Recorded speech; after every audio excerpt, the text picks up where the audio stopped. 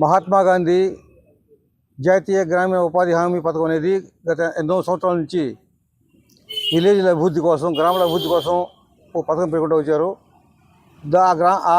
ఆ పథకంలో కేంద్రం 90% గ్రాంట్ ఇస్తే, రాష్ట్ర ప్రభుత్వం 10% గ్రాంట్ ఇస్తూ అభివృద్ధి కార్యక్రమాలు పంట కాలంలో, చీలు కాలంలో, దోబీ కాలంలో విలేజ్లో ఎటువంటి కుంటుపడ్డ చిన్నపన్న సమస్య మొత్తాన్ని కూడా ఉపాధి కనీస వసతులేని వలస పోకుండా కూలీలు గ్రామంలో నిరుపేదలకి ఉపాధి ఉండేదానికోసం ఈ పథకం పెట్టాల్సి వచ్చింది.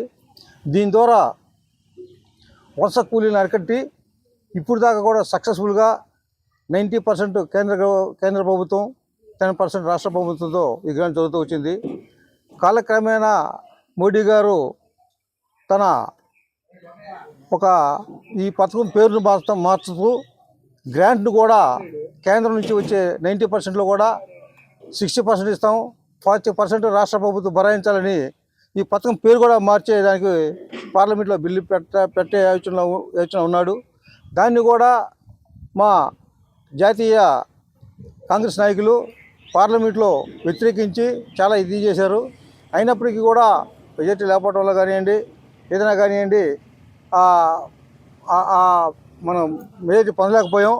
దాంట్లో భాగంగా ఈ చిక్కుల్లో ఈ పథకం మహాత్మా గాంధీ అనేవాడు దేశకి నేత, భారతదేశానికే స్వాతంత్రం తేటానికి ప్రథమ కారకుడు అయినాడు. కాబట్టి అటువంటి ఆయన పేరు ఈ భారతదేశం ఉన్నంతకాలం ఉండాలి. కాబట్టి అటువంటి చిరస్మరణీయులైనటువంటి పేర్లు తొలగించకుండా కాపాడుకునే దానికోసం యావత్ భారతదేశంలో ఉన్న కాంగ్రెస్ పార్టీ కార్యకర్తలు అందరూ కూడా సమిష్టిగా ఉద్యమించి ఈ పథకాన్ని పూర్వలాగానే కొనసాగించాలని మా ప్రీతమ నేత, ఈ రాష్ట్ర పిసిసి అధ్యక్షురాలు శ్రీమతి శర్మిలారెడ్డి గారు కఠోరమైన నిర్ణయం తీసుకొని రాష్ట్రంలో ప్రతి ఒక్క విలేజ్లో కూడా రచ్చబండ అనే కార్యక్రమం ద్వారా ప్రజలను చైతన్యవంతం చేయాలనే ఉద్దేశంతో పనికట్టుకొని ఆమె ఈ కార్యక్రమం స్టార్ట్ చేసింది.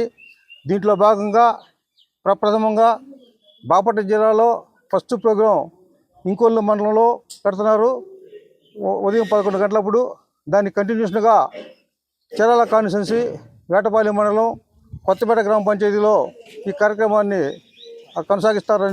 కొనసాగిస్తామని మా స్థానిక మాజీ శాసనసభ్యులు ఆమచి కృష్ణమోహన్ గారి ఆదేశానుసారం మేము ఈ కార్యక్రమాన్ని భుజస్కంధం వేసుకొని సక్సెస్ఫుల్గా చేయడానికి అందరం కూడా ఈ కార్యక్రమంలో పాల్గొనేదానికి వచ్చాము.